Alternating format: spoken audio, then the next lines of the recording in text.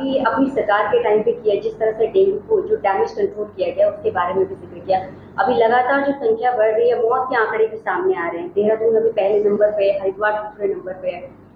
एक चीज जो देखी जा रही है कि लोग लगातार अस्पतालों की तरफ भाग रहे हैं और अस्पतालों में बेड तक की जो है समस्या देखने को मिल रही है। ये जो भीड़ इस वक्त बढ़ रही है, आप अपनी सरकार के दौरान के वो अनुभव बता सकते हैं हमको कि आपने उसको कैसे कंट्रोल किया इस चीज को? हालांकि आपने सोशल जागरूकता की चीज बताई कि आपने किन किन चीजों को शुरुआत से ही डैमेज करना शुरू किया, लेकिन इस वक्त जो सिचुएशन है, देखिए हमने एक काम किया, डेंगू टेस्टिंग के लिए बहुत बड़े साइंस की आवश्यकता नहीं है। हमने सारे हेल्थ डिपार्टमेंट के विजिटर्स को, यहाँ तक कि आशाओं तक को इस काम में लगाया।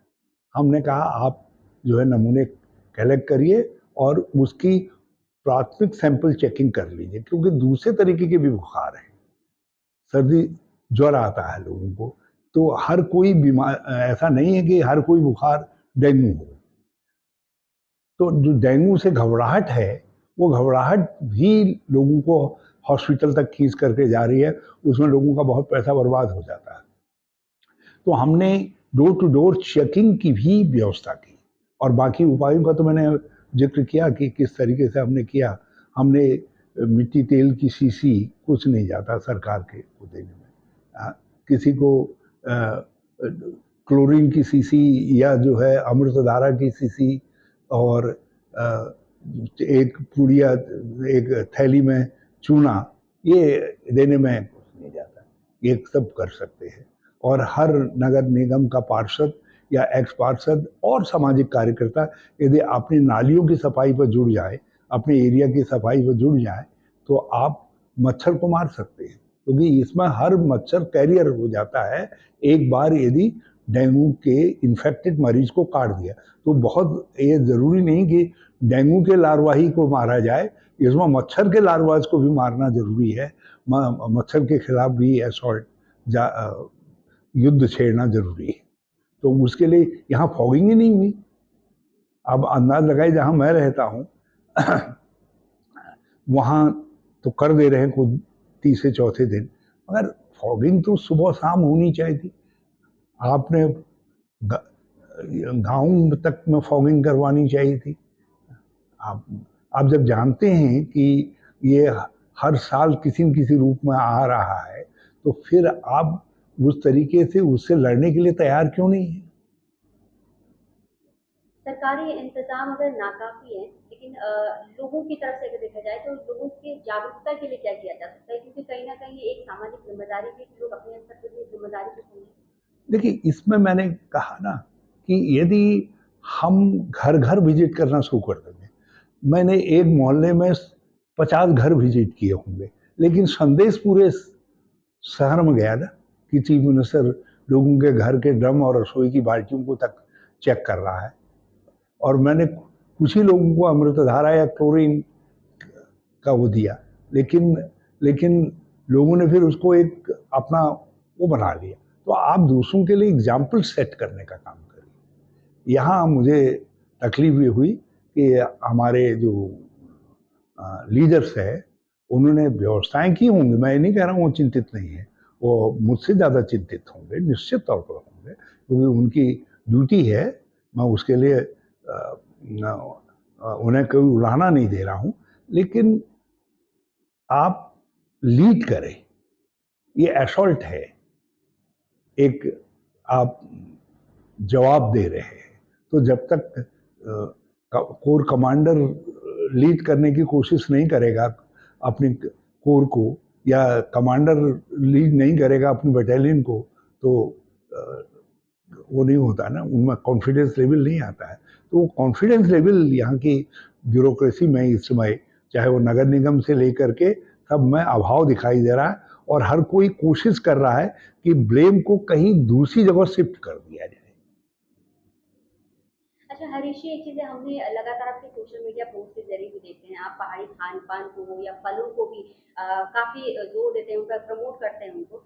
तो ऐसा कुछ है कि इस वक़्त मतलब आपके ज़हन में हो, या फिर क्योंकि हम ये भी नहीं कह सकते, हमारे प्राचीन हमारे बड़े बुजुर्ग जो है कई बार सलाह देते हैं कि इस फल से खाने से ये फ़ायदा होता है, तो इस वक़्त कुछ ऐसा कि इस दौरान खाना चाहिए, ऐसा कोई फल आपके ज़हन में हो? ये किसके लिए?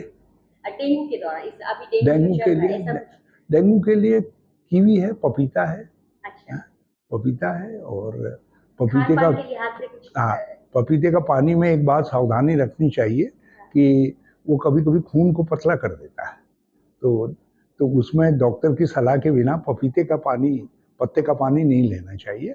लेकिन ये सब चीज़ें हैं और बकरी है, बल्कि मैं तो बकरी के दूध का जो है बड़ा प्रचारक हूँ। तो ये उत्तराखंड की इकोनॉमी के साथ बकरी पालन जुड़ा हुआ है।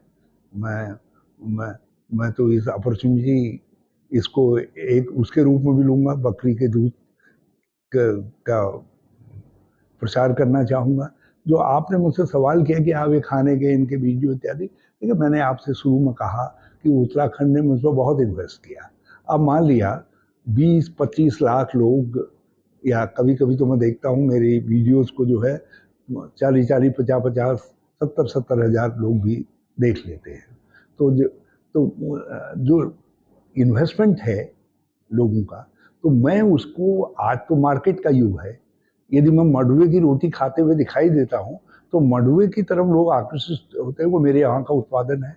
तो उसी तरीके से अपने उत्पादों को, अपने जैविक उत्पादों को, प्राकृतिक उत्पादों को मैं आगे लाने का काम करता हूँ। बल्कि मैं तो अपील करता हूँ आपके अमर उजाला प्लेटफॉर्म से कि जितने प्रसिद्ध उत्तराखंडी हैं, यदि अपनी प्रसिद्धि का लाभ एक दो उत्पादों को दे दें तो हमारे वहाँ बेरोजगारी से लड़ने में ये बड़ा भारी मददगार हो जाएगा। जो पलायन है उसको रोकने में बड़ा मददगार हो जाएगा, क्योंकि स्थानीय उत्पाद ही स्मार्ट सिटी हो रही है और इस स्मार्ट सिटी में शहर के लोगों को जो है बहुत दिक्कतें सामने आ रही है।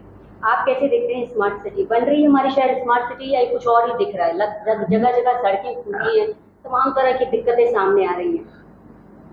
पॉलिटिकल स्टेटमेंट तो ये है कि स्मार्ट सिटी को इन्होंने dengue city, city of patches and pit holes बना दिया है। तो लेकिन जो दूसरा स्टेटमेंट है, ये स्मार्ट सिटी का काम नहीं हो रहा है, ये रेट्रोफिटिंग हो रही है और उसमें आपने करोड़ों करोड़ रुपया लगा दिए। जबकि देहरादून के कंजेशन का समाधान इसके इसके काउंटर मैग्नेटिक सिटी खड़ा करना था, जिसके लिए हमारे समय में हमने टी गार्डन एरिया को छांटा था, जिसका भाजपा ने उस समय विरोध किया था। लेकिन यदि वो हो गया होता तो देखिए, आपके पास धन है, परिवार आपका बढ़ गया है, तो आप 4 कमरे के 6 कमरे बनाएंगे, वहाँ तक तो डीडीए एमडीडीए परमिशन दे देगा। लेकिन यदि आप उसको और ज़्यादा बढ़ाना चाहेंगे तो परमिशन नहीं मिलेगी, क्योंकि ना गलियों में उनमें कंजेशन बढ़ जाएगा। तो देहरादून इस समय जो है एक ऐसे कंजेशन का शिकार हो रहा है जो उसके ऊपर ग्रोथ ने थोपा है, विकास ने थोपा है।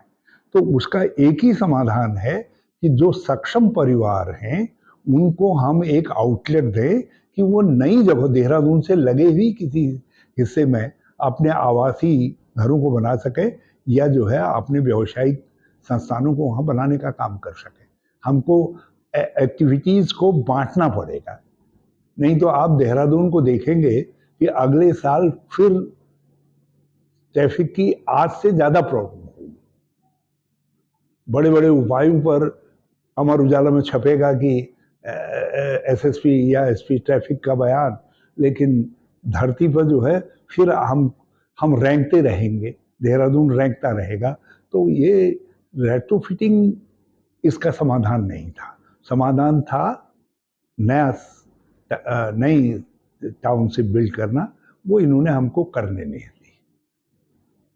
बेसिक इंफ्रास्ट्रक्चर की बात करें तो सरकार चाहे आपकी रही हो चाहे वर्तमान सरकार रही हो, है आपको नहीं लगता कि एक बेसिक इंफ्रास्ट्रक्चर तैयार ही नहीं किया जा सका अभी तक? एक जिस तरह से जो है शहर को होना चाहिए या देखिए, हमने एक छोटी शुरुआत की। हमने रिस्पना और विंदाल और शौंग तीनों को छांटा। हमने कहा हम इनमें रिवर फ्रंट डेवलप करेंगे, और उसमें बहुत सारी जमीनें निकल रही थी। हम उन इससे मलिन बस्तियों की समस्या से भी छुटकारा पा रहे थे, और हम पैरेलल जो है रोड्स तैयार कर रहे थे ये नाड़ियाँ हैं, रिस्पना, बिंदाल इत्यादि इत्यादि। अब हमने इन नाड़ियों को चोक होने दिया है। और आप देखिए, हमने जब रिवर फ्रंट डेवलपमेंट का काम शुरू किया था तो हमारी गवर्नमेंट ने, तो आपको दिखाई देगा, हमने ये जिस एरिया से इसको स्टार्ट किया था 3 किलोमीटर हमने बनाया। और उन 3 किलोमीटर में आज मुझे तकलीफ होती है कि जिस ज़मीन को हमने एमडीडीए के लिए रिक्लेम कर लिया था, उस ज़मीन में अब कूड़ा फेंका जा रहा है, कूड़ा इकट्ठा किया जा रहा है। तो कंसेप्ट ही नहीं है ना, तो आपके पास सोच ही नहीं है। आप तो एक सोच कह रहे हैं कि हम रिस्पना के ऊपर एलिवेटेड रोड बनाएंगे, तो आप जो है, जो ऑक्सीजन देने वाले एरियाज हैं उनको यदि चोक कर देंगे, उससे उससे देहरादून और ज़्यादा कंजस्टेड हो जाएगा, और ज़्यादा सांस लेने में देहरादून में दिक्कत आ जाएगी। तो आप कैसे सोच रहे हैं उस पर डिपेंड करता है। हमने मेट्रो का किया, मैं तो मेट्रो की कॉरपोरेशन बना करके गया, एमडी नियुक्त करके गया, लेकिन उन्हें वो मेट्रो के कंसेप्ट को आज 7 साल से वो भारतीय जनता पार्टी रूपी माँ के गर्भी में है, बाहर निकल ही नहीं पा रही मेट्रो जो है। कभी मोनोरेल कह देते हैं, कभी कुछ अलग अलग, दुनिया में जिस तरीके की किसी सॉल्यूशन को देखते हैं उसको यहाँ कर लेते हैं। जबकि हमारा एक ही सॉल्यूशन था कि रुड़की से ऋषिकेश, ऋषिकेश से देहरादून, और हो सके तो विकास नगर तक हम जो है मेट्रो रेल को एक्सटेंड करें, इनको निकालें। एक और आखिरी सवाल पूछूंगी। स्वच्छता सर्वेक्षण होता है और हम अभी लास्ट अगर देखा जाए तो हमारा 69 नंबर था। हम कैसे स्वच्छता में नंबर 1 बनेंगे? क्या चीजें करने की जरूरत है? देखिए, स्वच्छता एक आदत भी होनी चाहिए। देहरादून को पहली ज़रूरत तो यह है, वो आदत हमको पैदा करनी पड़ेगी, मगर उसके लिए आपको बहुत सारे प्रयास करने पड़ेंगे। पहला प्रयास तो ये करना पड़ेगा कि प्रत्येक व्यक्ति को एक विशेष लिविंग स्पेस देना पड़ेगा। आप दे ही नहीं रहे, आप पार्किंग स्पेस दे ही नहीं पा रहे लोगों को। आप लोगों को place place for comfortable movement नहीं दे पा रहे। तो हमने लोगों को कंपेल कर रहे हैं कि वो दून को स्वच्छ न बना पाए। अब हम एक, जैसे आज बड़े बड़े शहरों में रूफ टॉप गार्डनिंग का चल रहा है, लोग बड़े अच्छे फूल लगा करके गैंगटॉक को सुंदर बनाया, सुंदरतम नगर है, बल्कि एक टूरिज्म वहाँ गैंगटॉक के फ्लावरिंग के समय का है। लेकिन हम यहाँ क्यों नहीं कर पा रहे हैं देहरादून में सेम क्लाइमेटिक कंडीशंस में? इसलिए नहीं कर पा रहे हैं क्योंकि देहरादून में हमने इतना कंजेशन कर दिया। अचानक आबादी हमने जिसके लिए देहरादून प्लान हुआ था, हम उससे हमने आबादी को लगभग 2.5 गुना बढ़ा दिया है, और उसके लिए स्पेस नहीं बढ़ाया, रिक्वायरमेंट सबकी बढ़ गई। तो ये जो है पॉलिसी मेकर्स की गलती है। और मैं ये नहीं कह रहा हूँ कि सरकारों ने इसको एड्रेस करने की कोशिश नहीं की, पहली सरकार से लेकर के सब सरकारों ने इसको एड्रेस करने की कोशिश की, मगर जब तक आप प्रॉब्लम को होलिस्टिक तरीके से देखेंगे नहीं और उसका समाधान नहीं निकालेंगे। चाहे बात राजनीतिक दखल की हो या फिर सामाजिक मुद्दों को लेकर, प्रदेश में हर तरह से आपकी मौजूदगी नजर आती है, और चाहे कोई भी समस्या हो उसको लेकर आप बेबाकी से बात भी करते हैं। इस वक्त प्रदेश में डेंगू जो है एक विकराल समस्या बनी हुई है। इसको लेके आप क्या कहना चाहेंगे और क्या सुझाव आपके होंगे? आपके प्रश्न के 2 पार्ट हैं। पहले पार्ट का उत्तर तो मेरा ये है कि मुझ में उत्तराखंड का बहुत इन्वेस्टमेंट है, मुझ पर बहुत खर्च किया है उत्तराखंड में, पैसा भी, समय भी, सम्मान भी सब दिया है। तो इसलिए मेरा दायित्व है कि मैं अपनी समझ मुद्दे पर लोगों के सम्मुख रखूं, वो किसी के लिए कटु हो या कर्णप्रिय हो, निर्भीकता से अपनी बात कहूं। दूसरी बात जो डेंगू को लेकर के है, इस समय हमको एक बात ध्यान में रखनी चाहिए, कोई भी महामारी हो, डेंगू भी जब बिगड़ता है तो एक बड़ी महामारी का रूप ले लेता है। ये एक चक्र होता है इसका, किसी का 3 साल का होता है, कभी 4 साल का चक्र होता है। तो जो नीति नियंता है या प्रशासक हैं, उनको इस बात का ध्यान रखना चाहिए और इस बार वो अलर्टनेस रखी नहीं गई और शुरुआती दौर पर जब बहुत तेजी से फैल रहा था, उस समय तथ्यों को सप्रेस करने की कोशिश की गई। चीज़ें बाहर नहीं आई, मीडिया में भी सामने नहीं आ पाई, बल्कि अमर उजाला ने कुछ एक वो स्टार्ट किया, तो फिर और लोगों ने भी एक्सपोजर देना शुरू किया जहां इस घटना, उससे सारे लोग जो कंसर्न थे वो अलर्ट हुए। मैं एक सुझाव के तौर पर कहना चाहता हूँ, ये ऐसा नहीं है कि मैं कोई मुख्यमंत्री को कोई उसके लिए कोस रहा हूँ। चाहे मुख्यमंत्री हों, स्वास्थ्य मंत्री हों, नगर विकास मंत्री हों, इनको फ्रंट से लीड करना चाहिए। 2014 में इस तरीके की स्थिति आई थी, तो मैंने फ्रंट से लीड किया था। यहाँ तक कि नालियों की सफाई करने के काम में भी मैं खुद उतरा था और मैंने नालियों की सफाई की थी। और मेरी देखा देखी उस समय के जो पुलिस के एसएसपी थे दाते, उन्होंने पूरी पुलिस फोर्स लगा दी थी, फिर पीएससी को भी उस काम में लगाया गया। तो उससे नगर निगम के ऊपर प्रेशर बढ़ा, नगर निगम भी आगे आया। कुछ सामाजिक संस्थाएं थी, अविजय नेगी इत्यादि कुछ नौजवान थे, उसमें कॉलेज के स्टूडेंट थे, उन लोगों ने कचरा उठाने की एक मुहिम प्रारंभ की। तो उससे लोगों में बड़ी जागरूकता फैली और लोगों ने समझा कि हम इसका निदान, इसको रोक सकते हैं। लोग उसको रोका।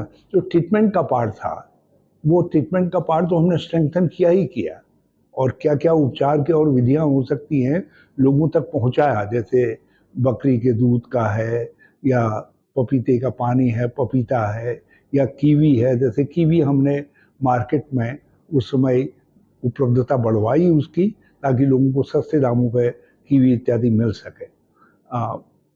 मगर एक काम हमने और किया।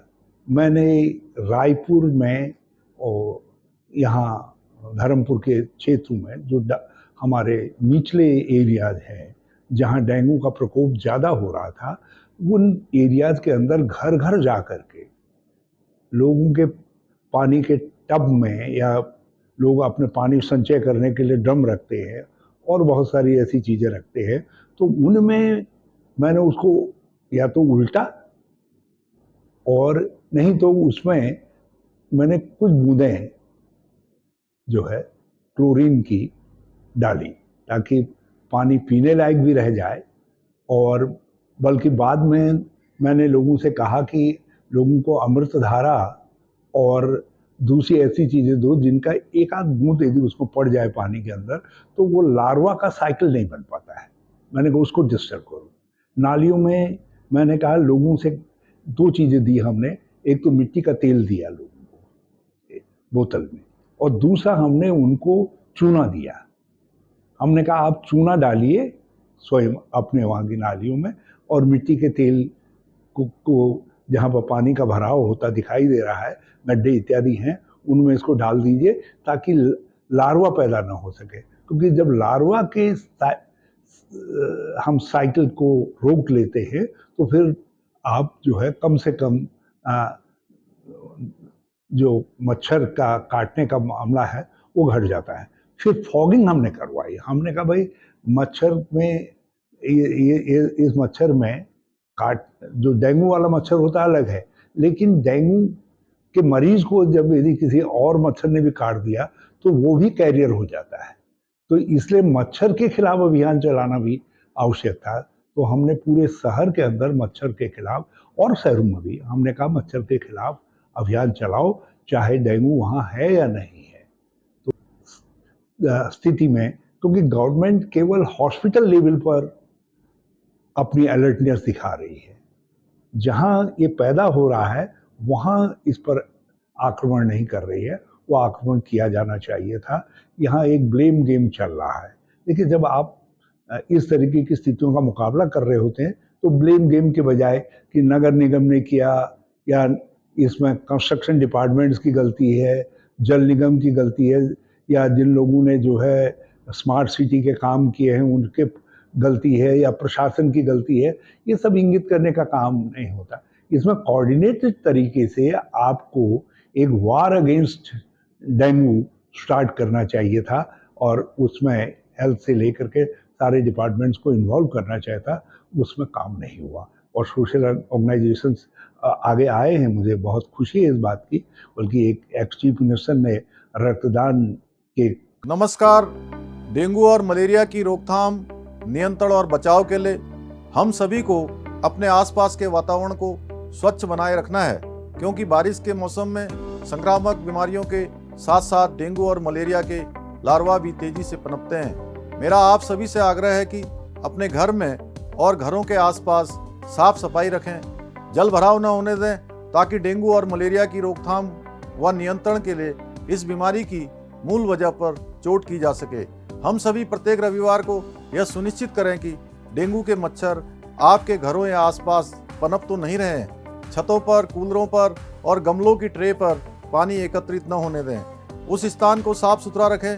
हम सभी डेंगू और मलेरिया से बचाव के लिए जागरूकता फैलाएं और एक संकल्प लें कि आसपास के वातावरण को स्वच्छ बनाए रखेंगे और एक दूसरे को सहयोग करते रहेंगे। हर रविवार रहें तैयार, स्वच्छता अपनाकर करें डेंगू और मलेरिया पर वार। धन्यवाद।